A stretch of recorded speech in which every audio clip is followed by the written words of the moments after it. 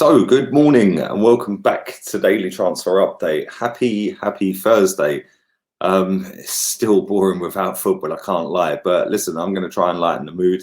We're going to speak about 3 different players that are linked with moves to Arsenal. And if you haven't caught up with any of the videos I did yesterday, do go back and check them out. Also, today I will be doing a 1 o'clock show. Premier League transfer updates, keep your eyes peeled for that. That's every day at 1 o'clock. This show is at 7 o'clock every morning. Midday today, I'll be streaming some FIFA career mode. Really enjoyed doing that last night. So yeah, that was really fun. Never done it before. Really looking forward to doing it again. And then 5 o'clock and 9 o'clock, I'll be streaming as normal. But listen, go back and check out the videos if you haven't already. Do stick a thumbs up on the video. Don't forget, go and follow even my Instagram and my Facebook.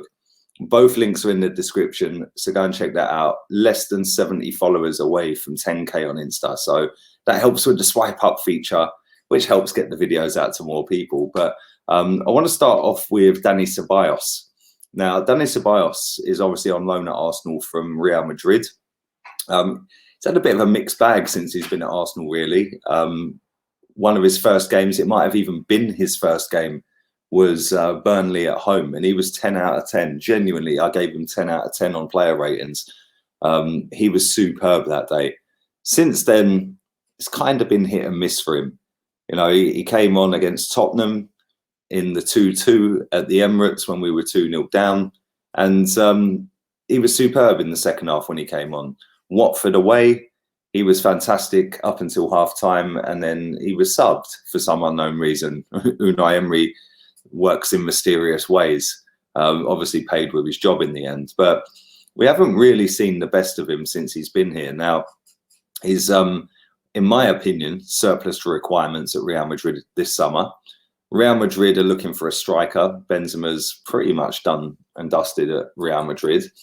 And there's a lot of reports going around at the moment. Some of them suggest that we're going to do a swap deal, Upamecano going the other way, and Dani Ceballos coming to Arsenal.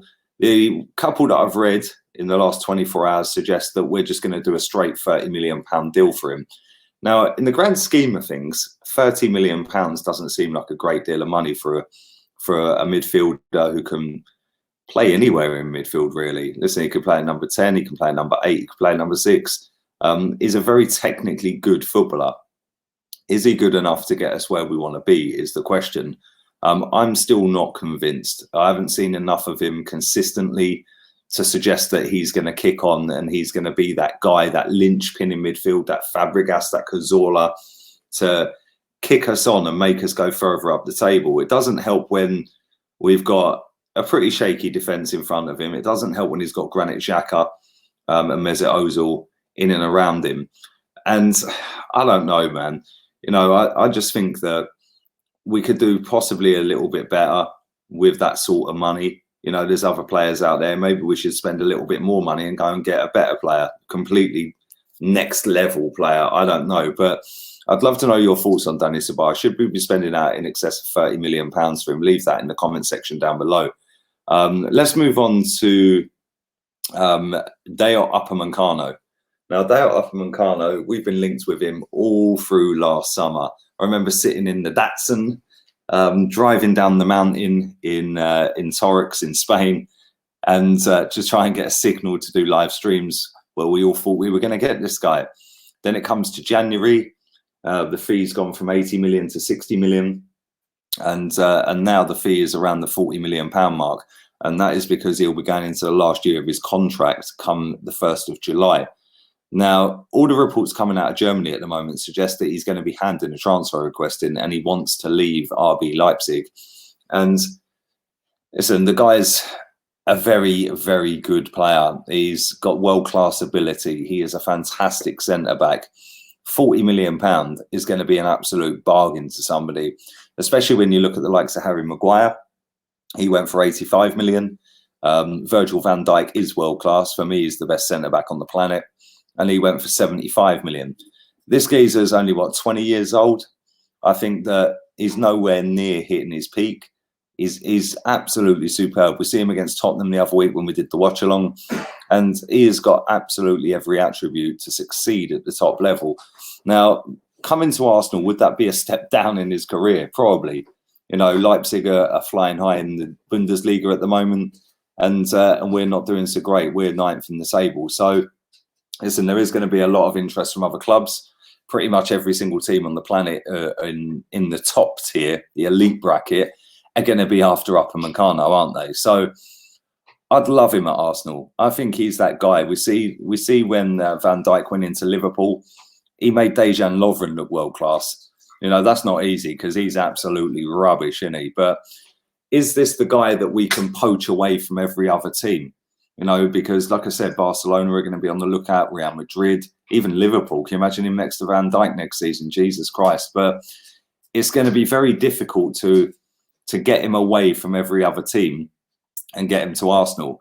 You know, especially when we can't offer the Champions League football, especially when we can't offer the 200-300 grand a week wages and stuff like that. What can we offer him to entice him to Arsenal? I don't know. I don't think we can. I'd love him to come, but I don't think it's going to happen. But listen, let me know your thoughts in the comment section down below. I'm going to go with one last player, and that is Chris Smalling. Now, this seems to be building up pace every single day that I look at the transfer news, and apparently Arsenal are in talks with Man United to sign Chris Smalling. I hope this isn't true, because I don't think he's all that. 25 million quid, Jesus Christ, what an absolute rip-off. If we was to spend, say, 15 million on him, I think that might be something that I'd consider. I did a stream about this the other night, and I said the same thing. You know, 15 million quid, you know, he's been there, he's won everything, he's worked under Fergie, he's obviously over at Roma at the minute, he's doing all right over there by all accounts. And I think that he's an experienced centre-back, and he's not a bad centre-back, but he ain't that great, is he? Is he better than Mustafi? Is he better than David Luiz? Is he better than Rob Holding and players like that? He's probably better than Rob Holding, because Rob Holding's been useless pretty much since he's been here. Doesn't help that he's been injured. But is he better than Socrates, Luiz, Mustafi, players like that?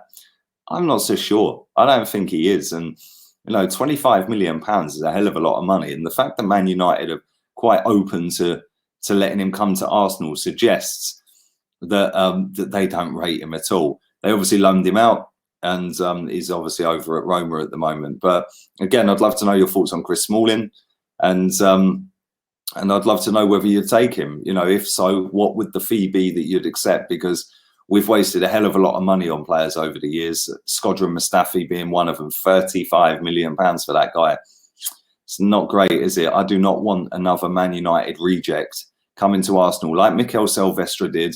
I do not want that happening again. You know, he didn't do anything for Arsenal apart from just take liberties. He was useless for us, wasn't he? So I don't want that to happen again. I don't want us to go out and waste £25 million on a player that's on the downward curve. I'd rather us go and double that and pay over the odds for Upamecano with, what, 10, 15 years ahead of him, rather than spending £25 million on Chris Smalling, who's coming towards the end of his career. And the fact that Man United loaned him out kind of sums it all up, really, doesn't it? You know, if he was any good, he'd be starting games for Man United. But listen, leave it all in the comment section down below. Like I said, I will be back later on today, midday. I will be doing the FIFA career mode, the Arsenal career mode. I can make Arsenal great again, hopefully, even if Arsenal can't do it themselves. 1 o'clock, I'll be dropping the live show. No, I won't. It won't. It'll be pre-recorded. So keep your eyes peeled for that. That'll be the Premier League transfer update. I'll actually be streaming FIFA when that drops. And then 5 o'clock and 9 o'clock, I'll be doing the live streams. We'll have a little look at the topic, maybe some transfer news floating about, and we'll go again. And like I said, do go back and check out the videos from yesterday if you haven't already. Do follow my Insta and my Facebook. Links are down there in the description, and you can become a member by going join just down there somewhere.